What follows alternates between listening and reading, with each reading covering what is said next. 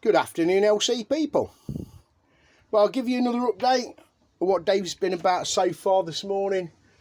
He's getting on a little bit. 1:30. Come out here at 8:30 this morning. As you know, yesterday rebuilt the forks and sorted the back brake out. So what's gone on? The master cylinder's gone on.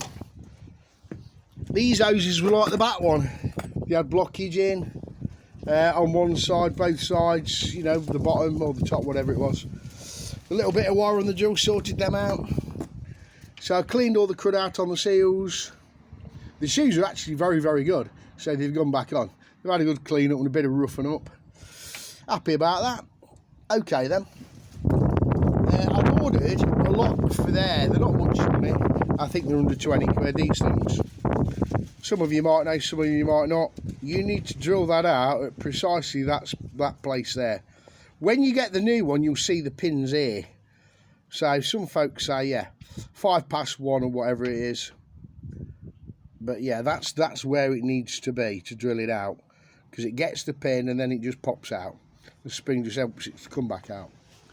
As you know, the tag keeps it in. It's a funny pin, that is. You have to get a screwdriver behind it, prise it a little bit, and it twists. It's a very unusual pin. It's got swirls on it, so it comes out and you can turn it out. Once you get the grips on it, it turns out anti-clockwise. To put it back in, it's the same procedure. You'll get your pliers, your grips or whatever, and turn it in clockwise again until it does the business. Cheap fix. Very happy about that. Yeah, the reason I've took the cone off is quite simple. I couldn't get the drilling with it in the way, so I thought, okay, I'll pull it down, and there's a couple of cracks and splits in it. I'll use the trusty gun. You've all seen these things. Boxes in a mess, excuse me. Here's me opened it upside down. It'll all fall out, look. Typical. Right, so, you've seen these plastic welding guns. They're very good. And I come across this. People in the plumbing trade will know about this. If you've got plastic waste pipes and not copper, to fix these things together, this is very good. I used it a little while ago. I can't remember what I had it for now. And I was just wondering, yeah, maybe give that a try and backed up with this. You can get all manner of things, can't you, to sort of fix and repair plastics. But it's not going to get repainted, this bike isn't. I'm just going to do some fixes on it that I would do if it were my bike and I'm on a budget. And I like doing things on a budget. It's nice to chuck loads of money if you've got it. We haven't all got that privilege, have we? So what else have I done? I put air filter on it, new air filter, the new plugs and caps. The guy, Tim Walker, bless him, Tim, not Mike, Tim, he gave me one of these yesterday. Now what I do is, doesn't matter whether it's a genuine one or whatever it is, that cable pops out the top of the bit in there. I glue them in before I put them on. I've had it before. You put the bike in, you turn the handlebars, one of these has popped out and it revs its nuts off.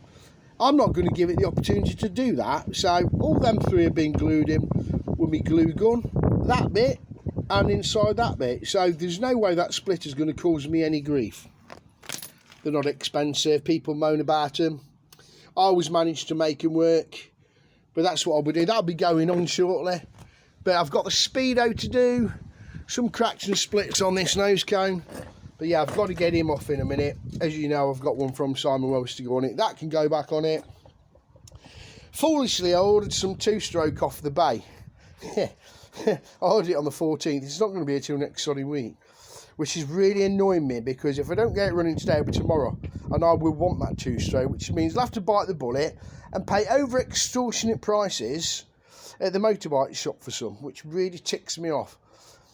Back in the days, you remember, any petrol station up and down the land had two-stroke, didn't they? You could just roll in on your moped and it were all there. But now, you either have to order it or go to a shop and pay silly money. Ridiculous. Makes my blood boil. Anyway, enough of that. That's where we're at. That's the progress. The first thing I'll do when I get to that cable is sort the oil pump out, because if there's going to be a problem with that pattern cable, that's where it will be. Some of them are better than others, depends who's manufactured them. But anyway, folks, thanks for watching. I'll keep you posted. Dilly dilly.